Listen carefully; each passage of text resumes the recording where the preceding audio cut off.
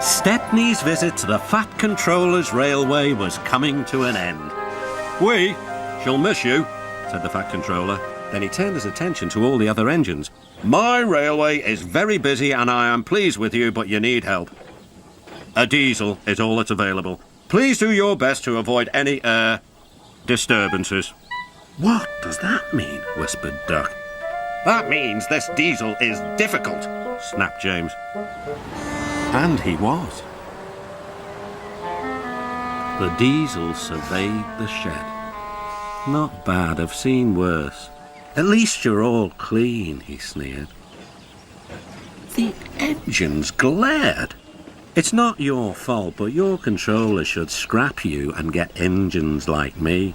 A fill of oil, a touch on the starter, and I'm off. No bother, no waiting. They have to fuss around you for hours before you're ready." The engines were furious. Next morning, they held an indignation meeting round a turntable. "Disgraceful," mumbled Gordon. "Disgusting," said James. "Despicable," spluttered Henry. "To say such things to us," cried Donald and Douglas. "It's to teach him a lesson we'd be wanting. Now how do we do it?" The chance came sooner than expected. The diesel was purring comfortably. An inspector watched the fitter making final adjustments. The wind tugged at the inspector's hat.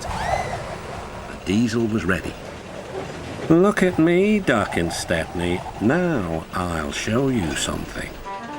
He rolled proudly towards his coaches. Then it happened.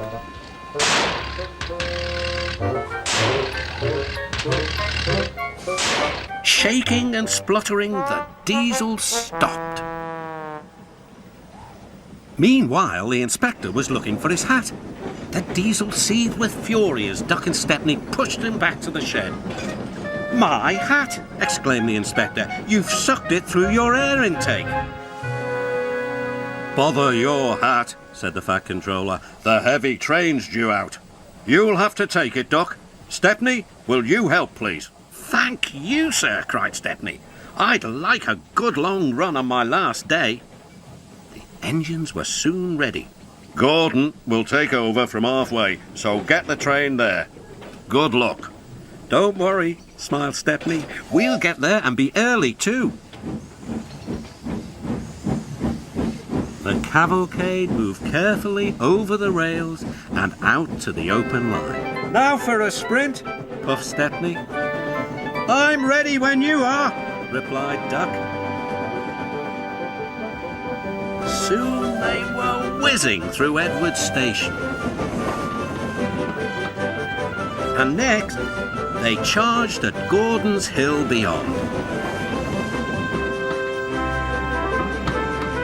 They felt the drag of the heavy coaches here. It was hard work.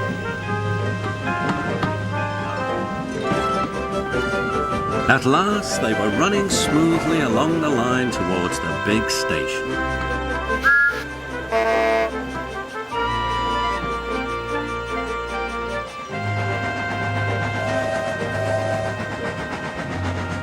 "Hello," said Gordon. "You're early. That's one in the headlamp for old Diesel." "James says he's sick as boiler sludge and sulking in the shed." "Serves him right for saying we're out of date." And Gordon chortled away.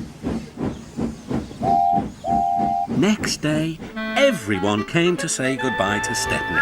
"Come back and see us soon," whistled the engines. "And you are always welcome on my Bluebell Railway too," replied Stepney.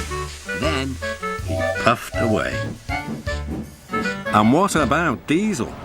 He'd slipped out whilst no one was looking. He said goodbye to no one but left two things behind: a rather nasty smell and a battered bowler hat.